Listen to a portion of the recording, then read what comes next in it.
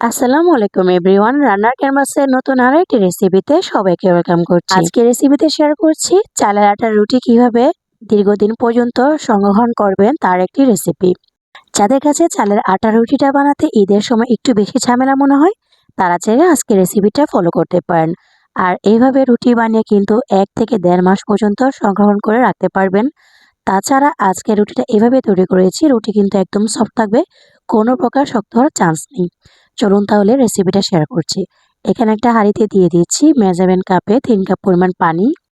আপনারা যখন এখানে চালটা নেবেন, তার থেকে যে পরিমাণ চাল নেবেন তার থেকে 1 কাপ পরিমাণ পানি বেশি নেবেন।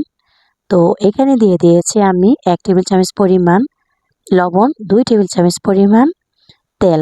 তেল আর লবণটা দেওয়ার পর পানিটাকে আমি বলক তুলে নিব। যেহেতু আমরা এখানে 4 কাপ পরিমাণ পানি দিয়েছি, এই জন্য এখানে 3 কাপ পরিমাণ চালের আটা দিয়ে দিচ্ছি। আর এই চালের আটাগুলো কিন্তু বাজারের কিনা শুকনো চালের আটা ছিল। তো এই তো দেখেন আমি কিন্তু গুনে গুনে ঠিক 3 কাপ পরিমাণ দিয়েছি। এই পর্যায়ে এখন আমি একটা খুন্তির সাহায্যে ভালোভাবে চালের আটাটাকে পানির সাথে মিশিয়ে নিচ্ছি। ঠিক 2 মিনিটের মতো আমি চালের আটাটাকে মিশিয়ে সিদ্ধ করে নিব। এমনভাবে চারদিকটা মিশাতে হবে যাতে করে কোনো প্রকার চালের সুজি কাঁচা না থাকে। এই দিকটা কিন্তু অবশ্যই খেয়াল রাখবেন। নিশ্চয়ই বুঝতে পেরেছেন যে আমি কিভাবে এই কাইটা তৈরি করে নিচ্ছি। এই তো আমার কিন্তু সম্পূর্ণ কাইটা তৈরি করা হয়ে গিয়েছে। আমি এখন চুলার জালটা বন্ধ করে ঢাকনা দিয়ে ঢেকে 10 মিনিটের মতো অপেক্ষা করছি। চলে এলাম 10 মিনিট পর। আর এখন আমি হাঁড়ি থেকে একটা বড় ছড়ানো পাত্রে চালের আটাটাকে নিয়ে গরম গরম অবস্থায় হাতের সাহায্যে মথে নিচ্ছি। আমার যেহেতু অভিজ্ঞতা আছে আমি হাত দিয়ে ধরেছি। কেউ চাইলে এখানে স্টিলের বাটি অথবা গ্লাস ব্যবহার করতে পারেন ময়ান করার জন্য। আমি হাতের সাহায্যে ময়ান করে নিয়েছি, একদম সফট একটা ডো তৈরি করে নিয়েছি। তো এই ডো থেকে আমি যেতটুকু ছোট সাইজের করে রুটি তৈরি করব, লেচি কেটে নিয়েছি।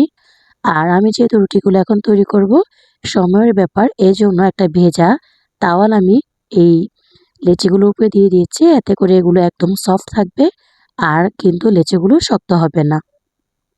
এখান থেকে একটা আমি লেচি নিয়ে নিয়েছি। এখন হাতের সাহায্যে ডলে আমি গোল শেপ করে নিয়েছি। আর এখন আমি চালের গুঁড়ি দিয়ে আস্তে আস্তে করে একটা রুটি তৈরি করে নিয়েছি। রুটিটা আপনারা আপনাদের সাইজ মতো তৈরি করে নেবেন, কে কতটা বড় সাইজের রুটি খেতে চান। আমি মোটামুটি মিডিয়াম সাইজের একটা রুটি তৈরি করে নিয়েছি। আর রুটির পুরুত্বটা একটু দেখিয়ে দিচ্ছি যে কেমন পুরুত্বে আছে। এই তো দেখেন, অতিরিক্ত বাড়ি করলে কিন্তু এই রুটিগুলো ফুলতে চাইবে না। আর রুটি কিন্তু না ফুললে খেতে একদম ভালো লাগবে না। আমি আরও একটি রুটি তৈরি করে আপনাদের সাথে শেয়ার করছি। খুব সিম্পলভাবে কিন্তু এই রুটিগুলো তৈরি করে নেওয়া যায়। অনেকের কিন্তু এই চালের আটা রুটিগুলো তৈরি করার ক্ষেত্রে সাইড দিয়ে ফেটে যায়।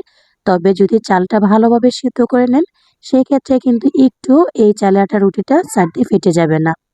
এই তো দেখেন আমি আরও একটি রুটি তৈরি করে নিয়েছি। তো সম্পূর্ণ রুটিগুলো কিন্তু আমার তৈরি করা হয়ে গিয়েছে। তো এখান থেকে আমি কিছুটা রুটি কাঁচা অবস্থায় ফ্রিজে রেখে দেব। আর একটা বক্সে করে এই রুটিগুলো রেখে দিচ্ছি। এগুলো আমি 1 সপ্তাহ পর্যন্ত খেতে পারবো। আর কিছুটা রুটি আমি আধা সেঁকা করে সেগুলো একটা পলিথিনের ভিতর করে ডিপ ফ্রিজে রেখে দিব, যেটা কিনা 1 থেকে 1.5 মাস ভালো থাকবে। যখন রুটিগুলো নামাবেন তখন কিন্তু সাথে সাথে ফ্রিজ থেকে নামিয়ে তারপর হচ্ছে সেঁকে খেয়ে ফেলা যাবে। এই পদ্ধতিতে আজকে আমি রুটিগুলো শেয়ার করেছি। এই তো এই রুটিগুলোকে সেঁকে ঠান্ডা করে নিয়েছি। তারপর হচ্ছে পলিব্যাগে আমি মুড়িয়ে ডিপ ফ্রিজে রেখে দেব। আর আমি কয়েকটা রুটি আপনাদের সাথে সেঁকে শেয়ার করছি। তো চুলা আমি প্রথমে একটা ফ্রাই প্যান বসিয়ে দিয়েছি। যখন গরম হয়েছে তখন আমি একটা রুটি দিয়েছি। প্রথমে একটা পাশ ছেঁকে নিয়েছি, তারপর আরেকটা পাশ আমি ছেঁকে নিয়েছি। আর এই রুটিটা কিন্তু অনেক সুন্দরভাবে ফুলেছে। এইভাবে আজকের এই পদ্ধতিতে রুটি তৈরি করলে রুটি কিন্তু কখনোই আপনার শক্ত হবে না। আর এই রুটিটা যদি ছেঁকে নেওয়ার পর পরের দিন পর্যন্ত রাখেন, এই রুটিটা একদমই সফট থাকবে। এইভাবে কিন্তু রুটি বানিয়ে নিলে আর সংরক্ষণ করে নিলে কিন্তু ঈদের রুটি বানাতে একদমই টেনশন লাগবে না। আশা করছি আজকের রেসিপিটি আপনাদের কাছে ভালো লেগেছে। যদি রেসিপি ভালো লাগে ভিডিওতে লাইক দিয়ে চ্যানেলটি সাবস্ক্রাইব করার অনুরোধ জানাচ্ছি। আজকে তবে এখানেই বিদায় নিচ্ছি। ভালো থাকবেন সবাই, সুস্থ থাকবেন। আল্লাহ হাফেজ।